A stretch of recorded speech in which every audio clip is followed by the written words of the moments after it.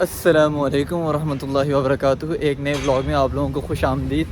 कुछ दिन का मैंने गैप दिया है। गैप असल में ईद आ गई थी बीच में और कुछ सुस्ती भी आ गई थी उसके बाद, क्योंकि ईद से पहले मैं लगातार यहाँ पे एक और भी सेलिब्रेशन थी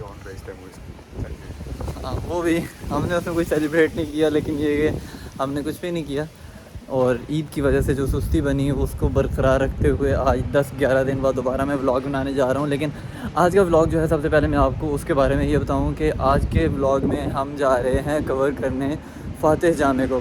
फ़ातेह जामे जो कि इतने लोग उसको विज़िट नहीं करते, लेकिन एक कमाल की मस्जिद है। मैंने अपने लास्ट व्लॉग में मैंने उसमें जिसमें नमाज़ पढ़ी थी और मैंने कहा था कि इस मस्जिद पे अलग व्लॉग बनाऊँगा, तो आज उस मस्जिद के ऊपर एक व्लॉग बनाने का आइडिया है। आज का मौसम बहुत अच्छा है यहाँ पे। कल यहाँ पे बहुत ज़्यादा गर्मी थी और अभी उससे पहले ये है कि हम लोग जा रहे हैं, एक ऑर्गेनाइजेशन है, एक क्या बोलते हैं, बस एक फाउंडेशन टाइप है, उसमें जा रहे हैं। एक बिल्कुल स्टूडेंट्स की फेडरेशन है, उसमें जा रहे हैं। हामिद का एक काम है, हम दोनों का एक काम है, वो काम करेंगे। उसके बाद मैं जाऊँगा अपनी यूनिवर्सिटी। आज मेरी क्लास है और क्लास के बाद हम लोग चलेंगे फ़ातेह जामे। इंशाल्लाह ज़्यादा टाइम नहीं लगेगा और आपको आज के ब्लॉग में भी इंशाल्लाह बहुत मज़ा आएगा। और जिसने मेरा ग्रैंड बाज़ार वाला ब्लॉग नहीं देखा वो भी अभी जाके यहाँ पे देख ले। और मिलते हैं फिर आगे कहीं जाके।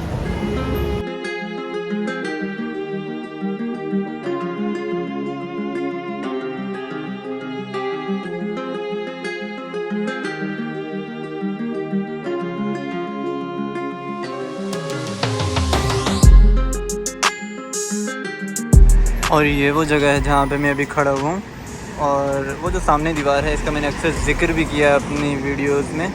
ये वही दीवार है जो कि काफ़ी तारीख की हामिल है। इस दीवार को कहते हैं सुर।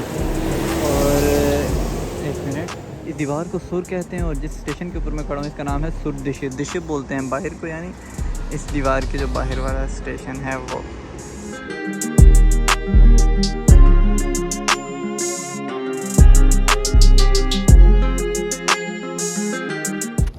हाँ जी, वो कुछ यूँ कि मैं बहुत लेट हो गया, पता ही नहीं चला वहाँ पे बातें वगैरह करते हुए कि टाइम कैसे गुजरा।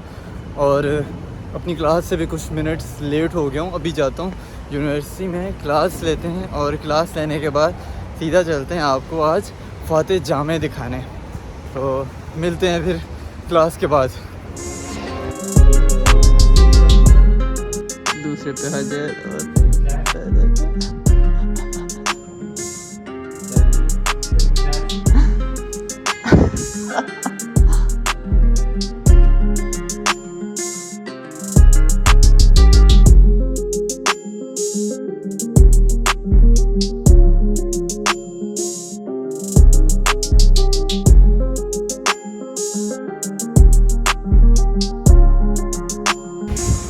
हाँ जी, तो क्लास हो गई मेरी। क्लास के बाद मैं फ़ातेह जामे के पास भी आ गया हूँ और रास्ते में बहुत ज़्यादा ट्रैफिक थी, इतना ज़्यादा रश था कि मेरा गाड़ी में बैठ बैठ के सर में दर्द हो गया। और फ़ातेह जामे के पास एक गार्डन है, इस गार्डन में मैं बैठा हुआ हूँ। यहाँ पे सुल्तान महमद फ़ातेह का स्टैचू भी बना हुआ है। तो ऐसा करते हैं, अभी मस्जिद जाते हैं, असर की नमाज़ का वक्त भी हो गया है और वहाँ जाके नमाज़ पढ़ते हैं और फिर आपको उस मस्जिद के बारे में बताते हैं। और हाँ, वहाँ पर पास ही में है सुल्तान महमद फ़ातेह का मज़ार, वहाँ पर भी मैं आपको लेके चलता हूँ।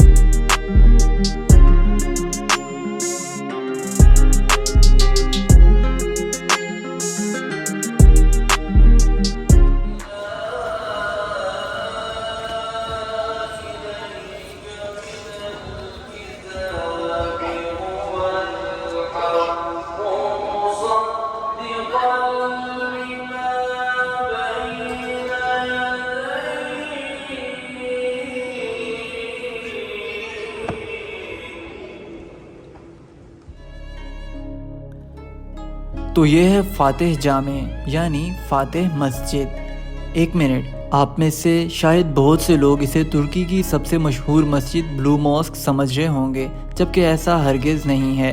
यह मस्जिद ब्लू मॉस्क जितनी मशहूर तो नहीं, लेकिन एक बड़ी तारीख की हामिल ज़रूर है, क्योंकि ये इस्तांबुल की फ़तह के बाद बनने वाली सबसे पहली मसाजिद में से एक है। और सुल्तान महमद दोम यानी जिन्हें सुल्तान मोहम्मद फ़ातेह के नाम से जाना जाता है, उन्होंने इस मस्जिद की बुनियाद रखी।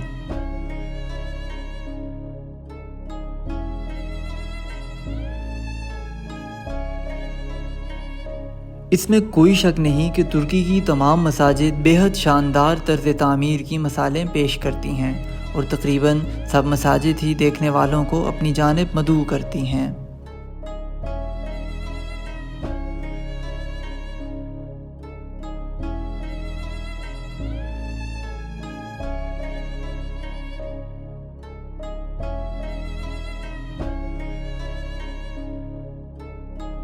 सबसे पहले अगर इसके जोग्राफिया की बात की जाए तो ये मस्जिद इस्तांबुल के डिस्ट्रिक्ट फ़ातेह में वाक़ है और फ़ातेह इस्तांबुल की वो असल जगह है जो कि एक ज़माने में कुल इस्तांबुल था और इसे फ़तह करना बेहद मुश्किल था, लेकिन आज का इस्तांबुल फ़ातेह से बढ़कर यहाँ तक आ चुका है।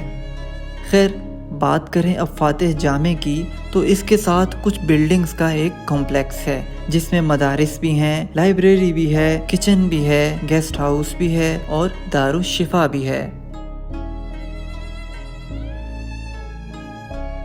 इस्तांबुल 1453 में फ़तह हुआ और इस मस्जिद की तामीर का आगाज़ 1462 में हुआ और 1469 में यानी 8 सालों में जाकर ये मस्जिद मुकम्मल हुई। लेकिन आज की इसकी ये हालत उस हालत से फिर भी बेहद मुख्तलिफ है, जिसकी पहली वजह इस्तांबुल में आने वाला 1509 का एक ज़लज़ला था और फिर दूसरी मरतबा 1766 का ज़लज़ला था और इसके साथ साथ दूसरी जंग अज़ीम में भी इस मस्जिद को बेहद नुकसान पहुंचा।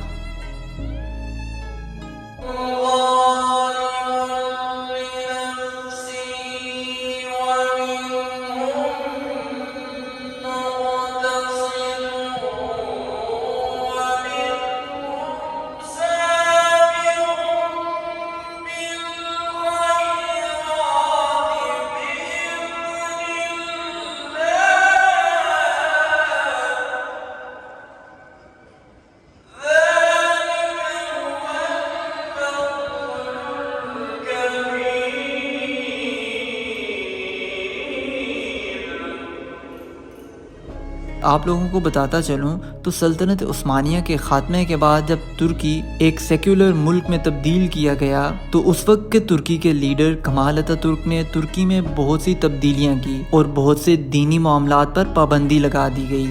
इस दौरान एक अमल ये भी था कि आज़ान को अरबी के बजाय तुर्की ज़बान में देने का हुक्म जारी किया गया और ये वो पहली मस्जिद थी, यानी फ़ातेह जामे वो पहली मस्जिद थी जिसमें 30 जनवरी 1932 में तुर्की ज़ुबान में आज़ान दी गई। इस मस्जिद के बाहर सामने ये बनी हुई है एक कमाल की चीज़। पहले आप इसे देख लें, फिर मैं आपको इसके बारे में बताता हूँ। असल में ये जो बना हुआ है ना, तो उसके बारे में ये इंस्ट्रक्शन लिखी हुई है, तो इसको पढ़े बिना मैं आपको कुछ थोड़ा सा जनरल सा बता देता हूँ। ये ऐसा है कि जब घड़ियों का ज़माना नहीं था तो इसको देख के वक्त का अंदाज़ा लगाया जाता था और अभी जो है यानी इस नमाज का वक्त दाखिल हो चुका है, तो अभी हमने ये नमाज़ पढ़नी है, उसको यानी यहाँ से एक जो है प्रैक्टिकल चीज़ बना के दिखाया गया है। तो ये जो ऊपर स्टिक लगी हुई है ये वाली, इसको और जूम करूँ, ये जो स्टिक लगी हुई है इसका जो साया बन रहा है ना, ये जिस लाइन में फॉल कर रहा है इस तरफ ये नंबरिंग भी लिखी हुई है और इस तरफ भी ये नंबरिंग लिखी हुई है। तो इसका साया जिस लाइन में फॉल कर रहा है तब तक उस नमाज का वक्त है और उसके बाद उस नमाज का वक्त ख़त्म हो जाना है। तो इनकी काफ़ी मसाजिद पे ये चीज़ें बनी हुई हैं उस ज़माने से, जो कि ख़ासकर पुरानी मसाजिद हैं। तो ये एक बहुत ही इंटरेस्टिंग फैक्ट है यहाँ की इस जगह के बारे में।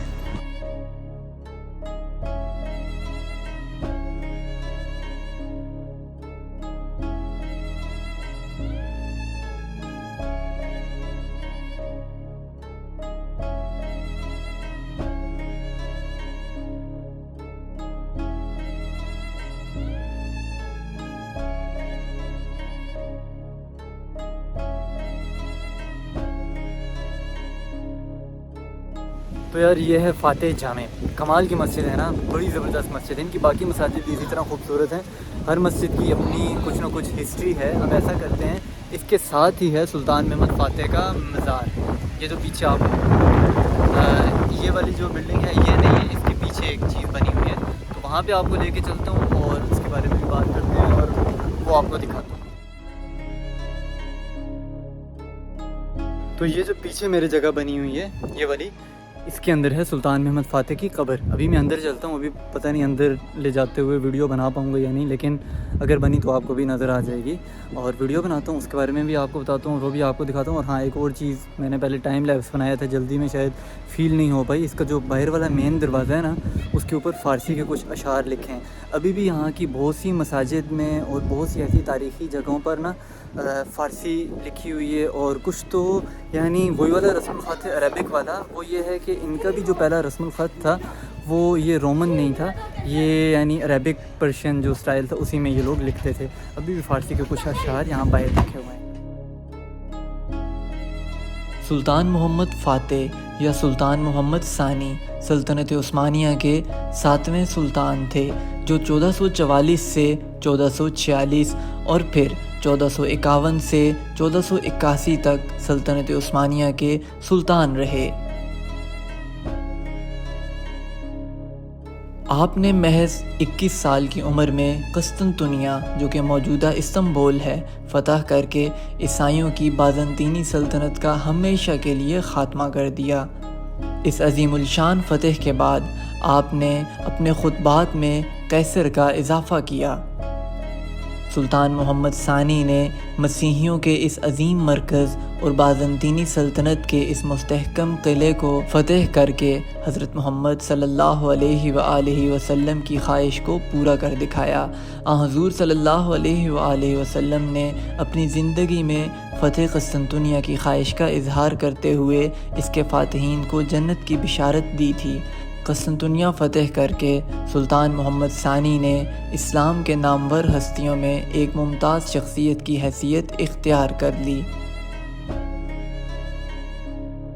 क़स्तंतुनिया फ़तह हुआ और ज़माने ने देखा कि बाज़ंतीनी सल्तनत के 1000 साल गुरूर और तकब्बुर के बुत औंधे पड़े हैं और क़स्तंतुनिया की फसील के नीचे हज़रत अबू अयूब अंसारी रज़ी अल्लाह ताला अन्हो के मकबरे पर हिलाली परचम का साया है।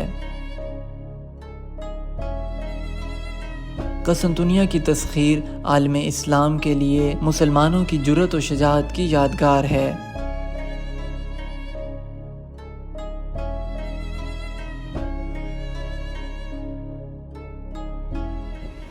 तो हाँ जी, ये था मेरा आज का व्लॉग। मिलते हैं किसी अगले व्लॉग में, तब तक के लिए दुआओं में याद रखें। और जो लोग इस चैनल पर नए आए वो इस चैनल को सब्सक्राइब भी करें। और हाँ, आप लोगों की अगर कोई सजेशंस हैं तो आप लोग कमेंट्स में लिख सकते हैं कि मुझे क्या चीज़ ऐड करनी चाहिए और क्या चीज़ नहीं डालनी चाहिए बीच में, और किन किन जगहों पे मुझे मज़ीद जाके वीडियोस वगैरह बनानी चाहिए। और आज की अगर इस वीडियो के बारे में मैं बात करूं, अगर मुझे किसी चीज़ की कमी महसूस हुई तो मैं कहता हूं कि अगर ड्रोन होता तो ऊपर से इस मस्जिद के शॉट्स बहुत अच्छे आते हैं, जैसे कि ये, और बहुत सी चीज़ें ड्रोन की मदद से ज़्यादा अच्छे तरीके से बताई जा सकती थी, समझाई जा सकती थी। लेकिन यह है कि आज इस वीडियो के लिए भी मैं ये गोप्रो पकड़ के पूरी मस्जिद का मैंने तवाफ़ किया है ताकि एक अच्छी सी वीडियो बना सकूं। पता नहीं वो कैसी बनी होगी, वो वीडियो एडिट करने के बाद ही पता चलेगा कि क्या बना है। खैर, मिलते हैं किसी अगले व्लॉग में। दुआओं में याद रखें। तब तक के लिए अल्लाह हाफ़िज़।